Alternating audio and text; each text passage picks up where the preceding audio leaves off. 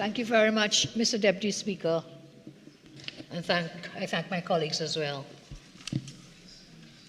Mr. Deputy Speaker, I listened attentively to the Honourable Minister for Finance, and with the deepest of respects, I want to say I don't believe a word that you said in this debate. I don't believe a word. And therefore,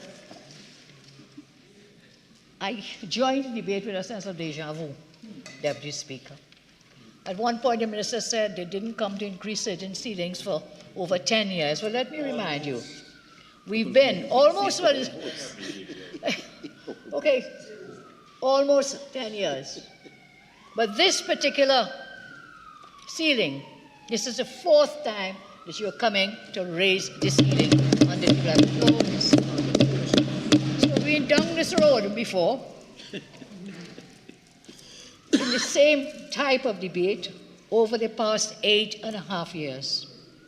And to date, in spite of the Minister's boasts of sustainable and positive outcomes for the people of TNT, there has been nothing. So the government came 3 times to increase the ceilings.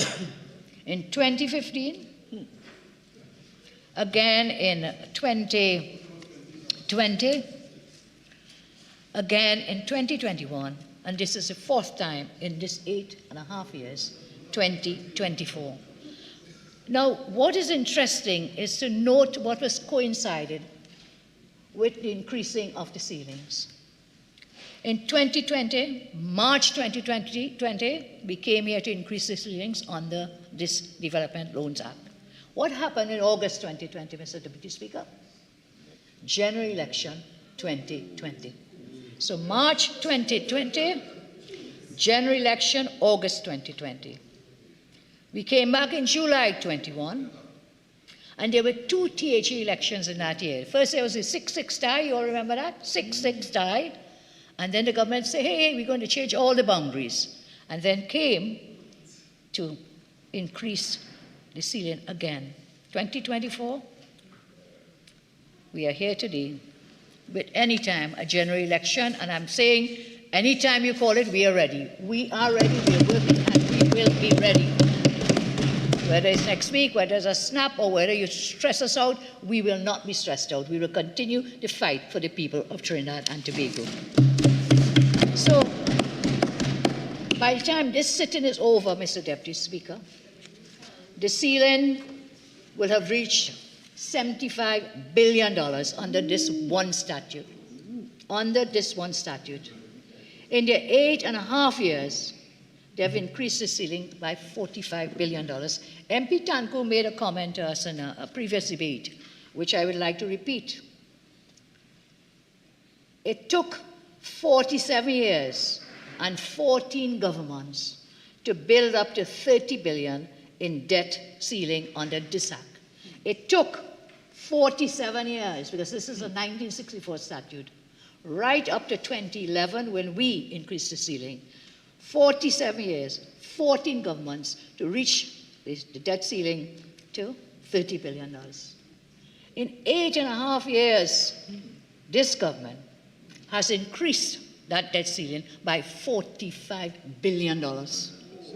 For just 8.5 years, I'm sharing with you, 47 years, 14 governments, $30 billion. That was it, up to 2011. Enter this regime, this government, and they have increased that ceiling by $45 billion, which represents a 150% increase in 8 years. So where is all this money going? That is a very dangerous gamble with our nation's future, and that is only one statute, you know. This government came in 2015, there are other debt ceilings. In 2015, there were 3 resolutions on the order paper. One was for development loans, which is what we're dealing with today, but there are 2 others. 2 others. They attended 3 different pieces of legislation, which gave them an overall increase of $50 billion. So under development loans, they increase it from $30 billion to 45, an additional $15 billion. Under the External Loans Act, from $15 billion to $30 billion, which was an added $30 billion, and an increase in the statutory limit under the Guarantee of Loans Act from $25 billion to $45 billion. And now again, as I said, another increase for the development loans. The minister gave us an idea of the headroom, if I wrote it down correctly. The headroom under development loans at this time is $2.5 billion. The headroom is $22 billion under the Guarantee Loans Act, and under the External Loans Act, $12 billion. So they have headroom of 22 plus 12, which is $34 billion, plus headroom under the Development Loans Act of 2.5, so 34 and 2, $36 billion that they can't borrow. Minister made a very interesting point, and again, that's why I can't believe what he tells us, what Minister tells us. He said that we cannot spend the $10 billion. We cannot spend even that $34 billion in headroom under the other acts. Because guess what? The monies were not appropriated by Parliament. Do you ever hear such foolishness and nonsense? How many times have you come in a midterm review and change everything, appropriate by supplement and otherwise? That's why I say I cannot believe a word. I mean, are you the same Minister of Finance who comes here every year under midterm reviews to increase, supplement, add, take away, whatever it is? So we are not fooled by the fact that you're telling us, hey, we're not going to borrow this $10 billion. You will borrow it. You will come back and appropriate. And you know why? Because we are in an election year. This is election money. Whilst all of that is happening, what is even more frightening is that there is nothing tangible to show for all the money spent over the 8.5 years under these various loans. After 8.5 years in office, after spending nearly $500 billion taxpayers' money, we have regressed to one of the most backward states in our existence at this time in time. So please imagine in 2024, we are a nation under siege by criminals. People get shot in their beds. People get shot while they're having a bath. They get shot while they're driving, while going to school, while waiting for a taxi, while standing on the street. It is like a war zone that we are in now, after all these billions have been spent. In 2024, after the government has spent nearly $500 billion of taxpayers' money, over 50% of this population do not have a consistent, safe water supply. After the billions spent, entire villages are left without a water supply in this dry season. People sometimes have to keep their children at home instead of sending them to school because they have no water to bathe, no water to wash, no water to cook. Again, here we are in 2024. After spending over $60 billion in the health sector, citizens are still being forced to lie on the floors and trolleys when they go into the emergency departments, nation's hospital, because they just don't have enough beds. So whilst you have spent the billions, Minister is speaking to us about improving the quality of life of our citizens. That quality of life has worsened under this government.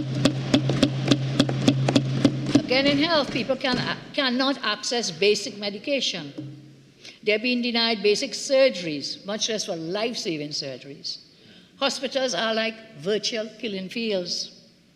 After $60 billion spent on education under this government in the past 8 years, children are still being forced and crammed into temples, mosques, churches all over the country because there are not enough schools. The government has not bothered to repair them. Across the country, people are protesting every day for better roads.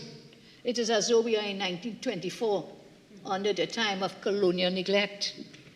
And when the rain finally comes, the floods take over, in spite of millions being spent on ghost floodplains. I heard earlier in the session a question answered by the Honourable Minister of Works about preparations for the wet season and the floods, and whether what Minister has done, if it's in the best interest. Minister, well, he's not Jesus. Well, thank God he's not Jesus, because woe and heaven betide us should he ever be even called or thought to be such. So people are forced to live now rampant terror, unprecedented crime, violence, and poverty and unemployment levels. And today the minister tells us about how many jobs have been created and talks about the central bank reports. Has the minister seen, or does he even care?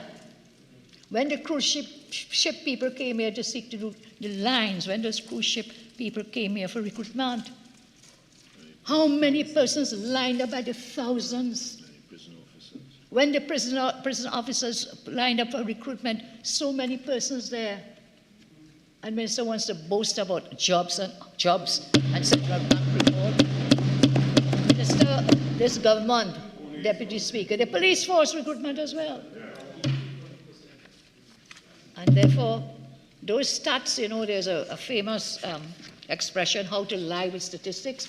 Those do not reflect the reality of unemployment in Trinidad and Tobago.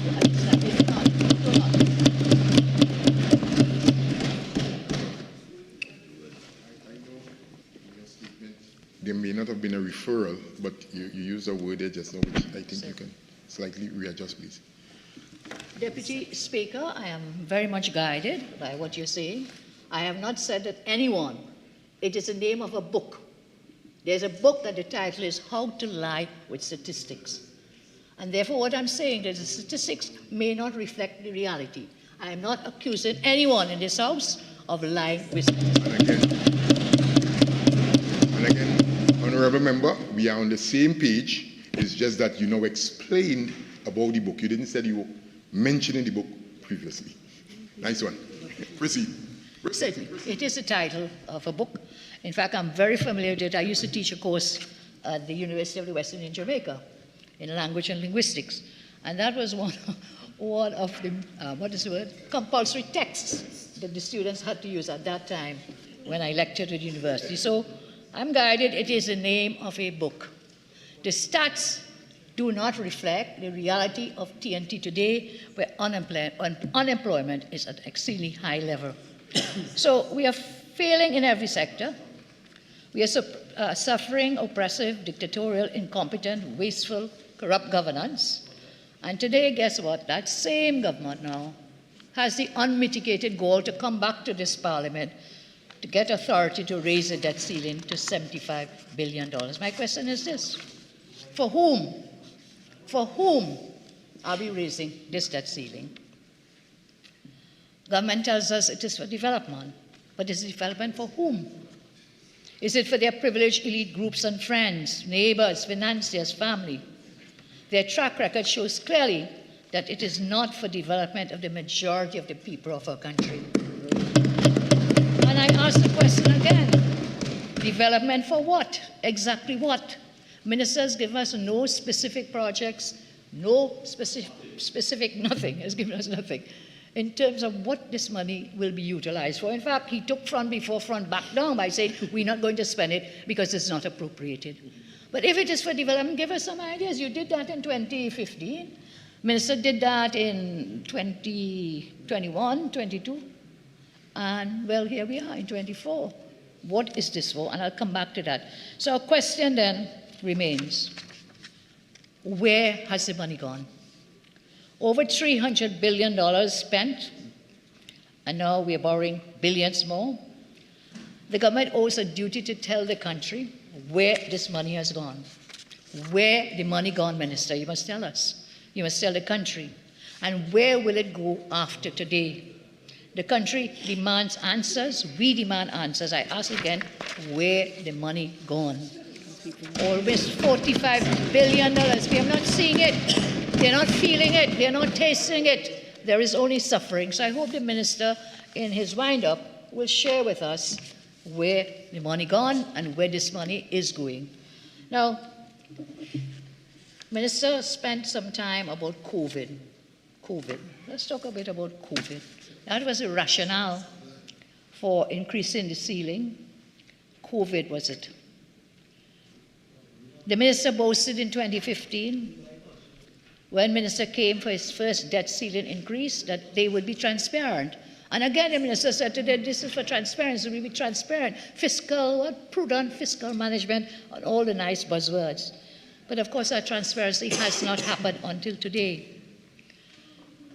I want to remind members about how deliberately secretive this government has been in accounting and for transparency as to how they spend money on projects. The now $75 billion they would have already accessed will be further accessing through the debt ceiling increases. The government is therefore constrained to provide information, and the government deliberately failed to do so. Here we are back again. In 2020, especially during the COVID pandemic, when government came to this House like a thief in the night, they raised the debt ceiling again by $10 billion. Back then in that debate, we vigorously protested this move. Since then, we have been calling on government to tell us where the COVID money gone. To date, no answers, absolutely no answers. They have dismissed and treated with contempt this Parliament and citizens. Again, I remind us, Honourable Deputy Speaker, this is an election year. And so it is even more important to disclose where the money went and where it is going. 4 years later, no accountability. And, Deputy Speaker, this lack of transparency during the COVID pandemic is the subject of much debate. It's so bad. It has been chronicled in a volume here, a highly regarded Caribbean investigative journalism network, CIJN, in a very lengthy country report in 2022. September 5th, 2022, this report is out and can be reviewed by everyone. In that report, very lengthy report, it is available on their website, CIJN. Now, you know, there's a trait of dictators. I'm not saying any one of us here may be, but there's a trait of dictators, two traits really. One is that they do not believe in independent press, and they believe if you repeat a lie often enough, it becomes the truth. You repeat a lie often enough, and this was the case of the dictator Hitler, the whole propaganda strategy. And this government, that has been their modus operandi of repeating and repeating and repeating the same untruths, untruths. Just 1 second, member. Again, members, please. Right, the MP for Siparia is on her legs, right, and she's the only member is recognized at this time. So please, again, hush tones or silence, please. Proceed, member. So this network, CIJN, they're not easily bullied or manipulated. They have some very great journalists with them. One is Jim Clancy, a renowned international former CNN journalist, a formerly internally respected LA Times editor, Davan Maraj, D-A-V-A-N, a different Maraj, Davan Maraj, and Caribbean media veteran Wesley Gibbons compiled this Trinidad and Tobago report about the COVID and the money spent on COVID. Now, according to their website, the organization is dedicated to holding governments, corporations, and other institutions accountable. It produces groundbreaking storytelling about issues of ultimate importance to the Caribbean. In this report on Trinidad and Tobago, which is titled Following the Money, as I said, published in September 2022, I quote, Trinidad and Tobago encountered the COVID-19 challenge even as depressed economic conditions threatened to worsen and outlook appeared dim for growth and increased resilience.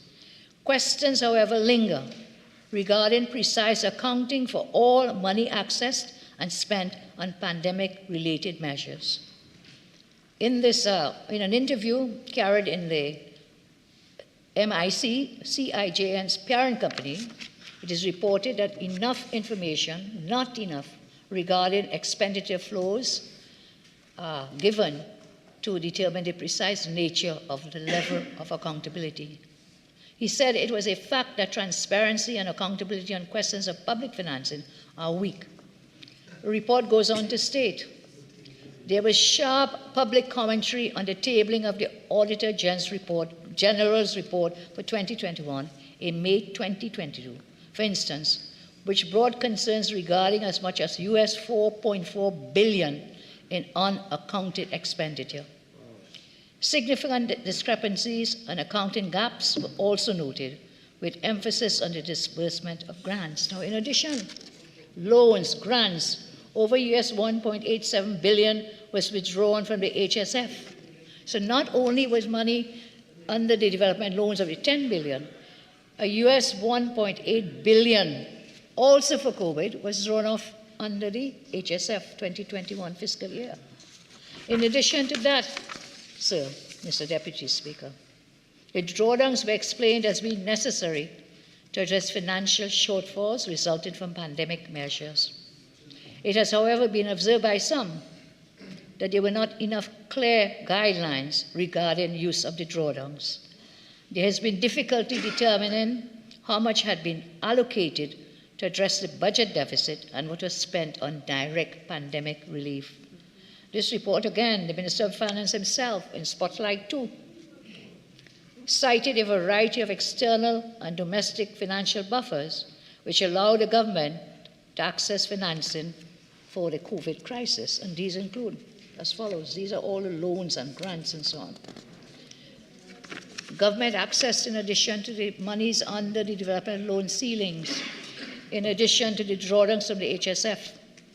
In addition, the government borrowed US $150 million, TT dollars 1.02 billion from CAF, the Development Bank. The government also signed 2 loan agreements with the IADB, combined total of US $150 million. These loans targeted the public health sector, education and housing. The country also secured US $20 million from the World Bank, again for help in the health sector. A further US $712 million was accessed from the IMF. The US government, through Centers for Disease Control, CDC, granted TNT and CAFA $950,000 US in pandemic assistance. Do you understand what's happening here? In addition to the increase in borrowing ceilings, the government received so much other funding from so many other sources and has not accounted for the expenditure on COVID to date. The Canadian government donated US $4.6 million to help the Caribbean in its COVID response. The country also benefited from donations of PPE from the People's Republic of China, United States, the European Union, and South Korea. And South Korea also donated US $100,000. Mr. Speaker, can you imagine all of that money was accessed by the government in 2020 during the pandemic, and they still went ahead and raised the debt ceiling to $10 billion. So 4 years now, the question is, where has this COVID money gone? There's an article in one of our newspapers recently which tells us, Express March 11, 2024, tells us that several countries, that government has spent, they said 4 years ago, on the March 11, 2022, was the date when the government declared the COVID. That government has spent, this article says, Express 11, March 11, 2024, about $5 to $6 billion. And what has happened in other countries because of concerns of how the money was being spent? On what? I quote from the article. Several countries have initiated... Sorry, who's the writer of this article? Thank you. Again, honorable members, the member has quoted the source, date, and also the source. Right? If you decide to respond, but proceed. Thank you, members. Okay, members have ruled. Member Siparia. Thank you, Deputy Speaker.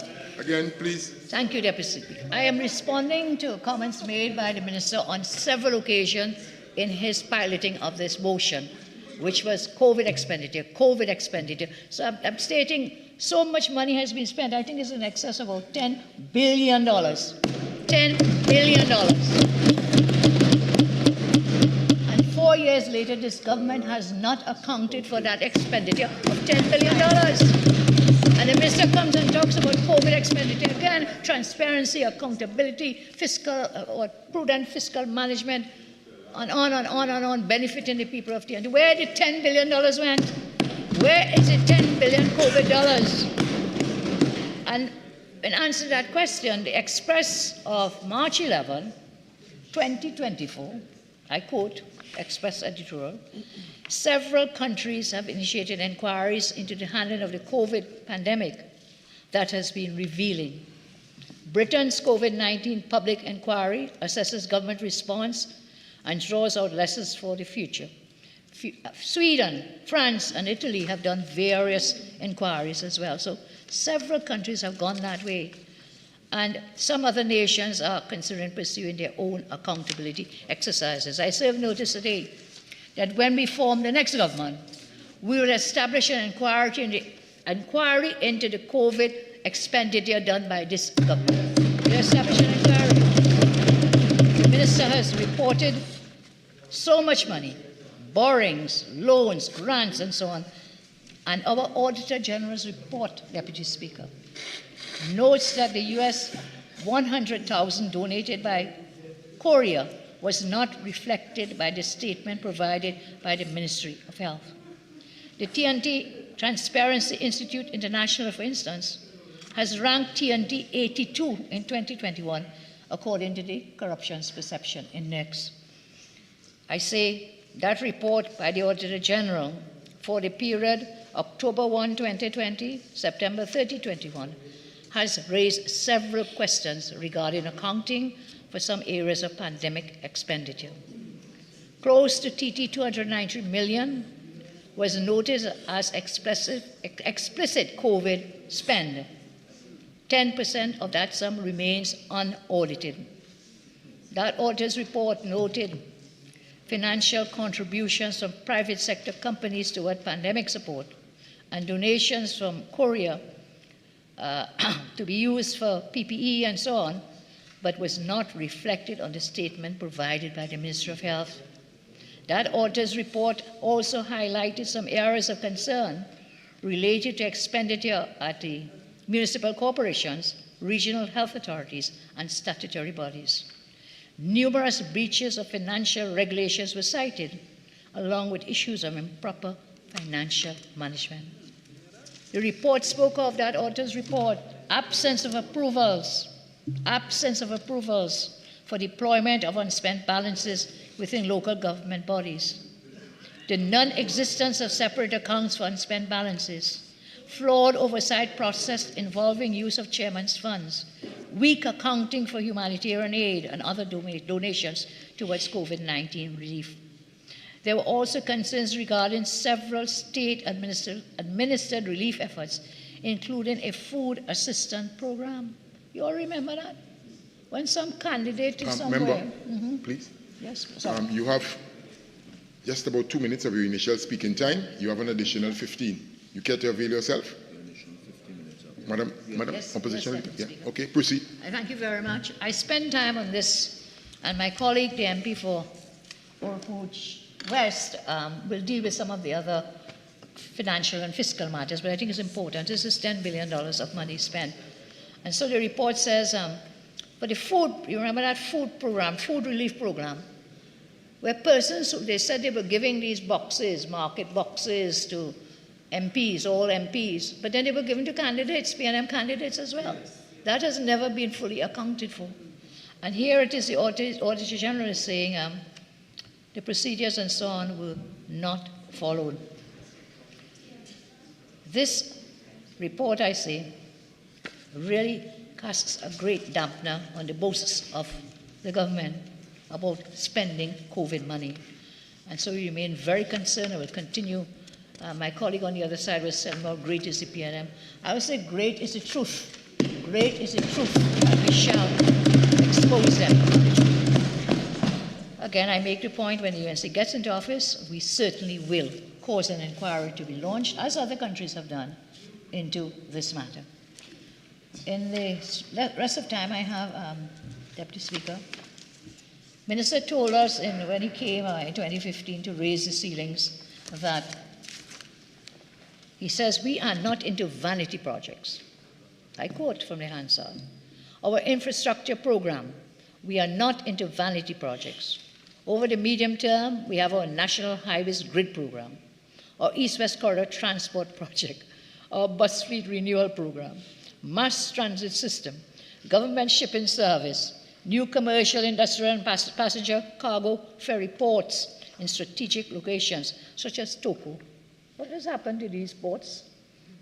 What has happened to Toko Port? Promised since 2015 and down the road. Air transport infrastructure development, new airport terminal, modernization of the licensing office, a comprehensive drainage development program, and so on. Quotes on the minister.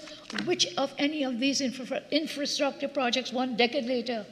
None of these promised programs are in place. I always say PNM, promises never materialize. They have and they continue to put funds, borrowed funds and others into vanity projects, and we could give the list of them, starting with Soka and the Seeds, paintings, talking about the construction of the Prime Minister's residence in Tobago, construction of President's House, all these other projects. And the question is, this will tell us some of where all the money has gone. Wastage over the years, Madam, Mr. Deputy Speaker. Remember the Malcolm Jones $13 billion Petrotrin GTL loss written off by this government as soon as he came into office.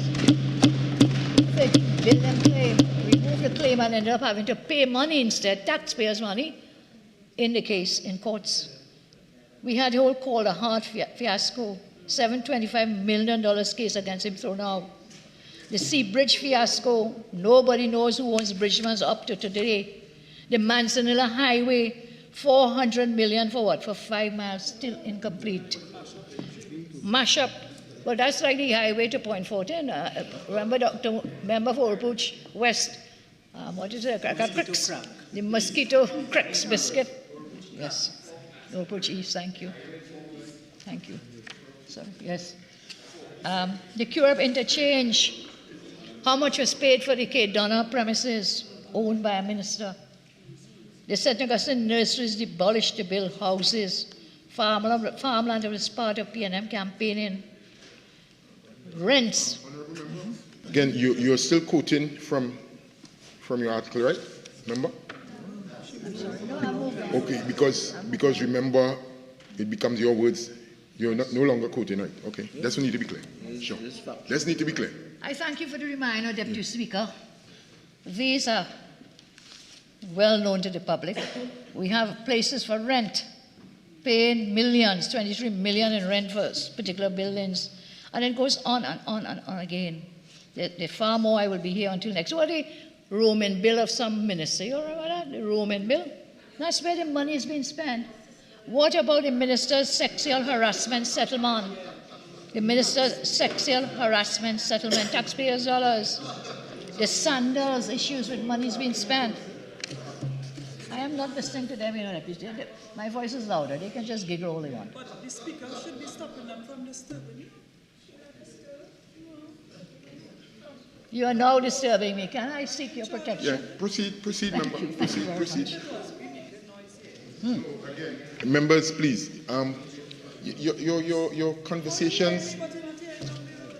All right, Khadija. Your conversations reach the speaker's chair. So let's be careful. That's all I'm saying. Let's be careful. Member for Siparia, proceed. Thank you so much. Renovation of the Prime Minister's residence, 18 million.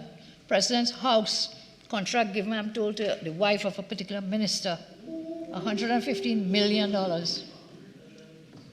Ministers building bridge using state resources. Airport service terminal, no proper contract. Another minister's relative, is benefiting from financing. The list goes on. Can I say something, Deputy Speaker? That these are just some of where the monies are going, the thousands of dollars spent. And I can tell you, under the government island, we have another document, not produced by me, produced by the Ministry of Planning.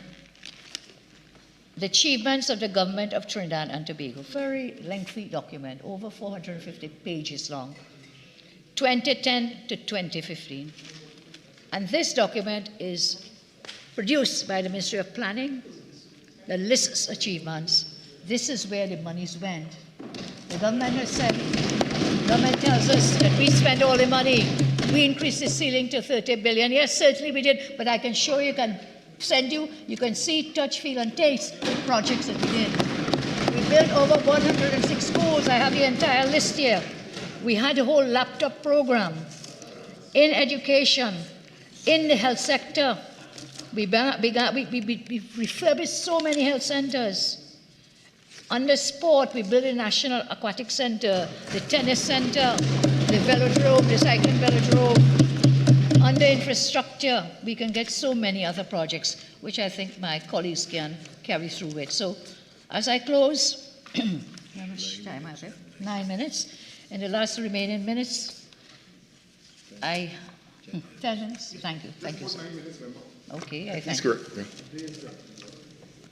All this is fine, but the minister doesn't share with us any which way or ways in which we can build revenue streams. Borrowing is, yes, borrowing is good. You know, if you want to borrow something, people borrow you have to pay. And that's the point. There's no proper repayment plan here being offered. Now, if you, as I say, any householder, any human being, you borrow for certain things. You borrow for investment. You borrow to buy a house or to have a mortgage, on the house or a car. So you have an investment, you have an asset.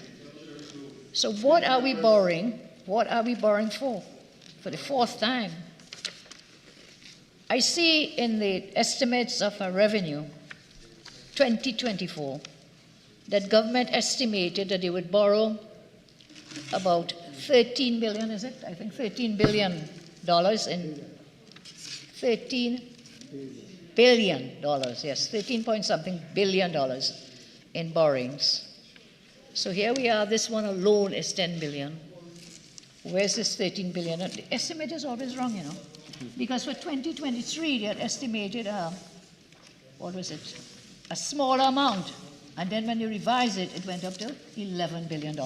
So this gives us an indication of where they want to go. And the minister says it does not appropriate it. But you have it accounted for as 13 plus billions in borrowing for fiscal 2024. Let me move along.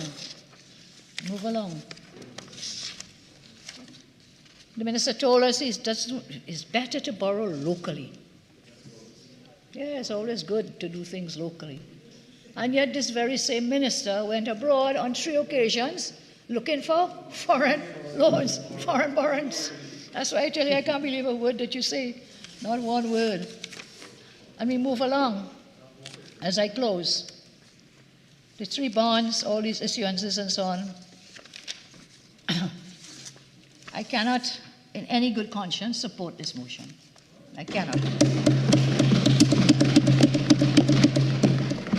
I see it as conmanship. Conmanship. No, again, remember, I know you are experienced enough. Please, let's withdraw and come again, please. Thanks. Motion. We cannot support this motion. There is no transparency, there is no accountability, no any development from this measure. Instead, our citizens are forced to endure government's wanton wastage, misuse of dollars, every time they come here to raise the debt ceilings. They're endangering not just our present, already unstable economic system, but also future economic viability by this questionable motion. I say to the Minister of Finance, withdraw the motion. Spend your time telling us for once and for all where all the money gone. After you count to the population for your wastage and destruction of our economy, then I ask you this. Government is not responding to the cries of people in our country. It seems that they're instead responding to their, in my conclusion here, Deputy Speaker, they're responding to their general election handlers.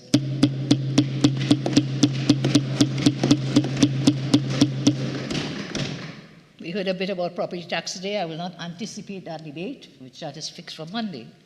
We have heard about high electricity rates. We've heard about higher water rates. Now, there's some words in local parlance that their general election handlers have told them, hold your hand, Dorothy. Wait, Dorothy. So they're coming now to backtrack and backtrack because they know it's an election year. And therefore, they're buying time. Believe it or not, once that election is done, every one of these increases will be visited on the people. If we take God out of our thoughts and put them back for a third term, it is high property tax, high water rates, high electricity rates in your waste post-election, should we take God out of our thoughts. So after accounting, I call again for the minister and the others on the other side. I'm sure they'll be happy to contribute, for every sector has failed. They're counting on the days you've been tried, tested, and found wanted by the people of this country. Once again, for all in the political wilderness which you will be consigned to, I say, let us take our country back from this government and from on the road to ruin. I thank you very much, Mr. Deputy Speaker.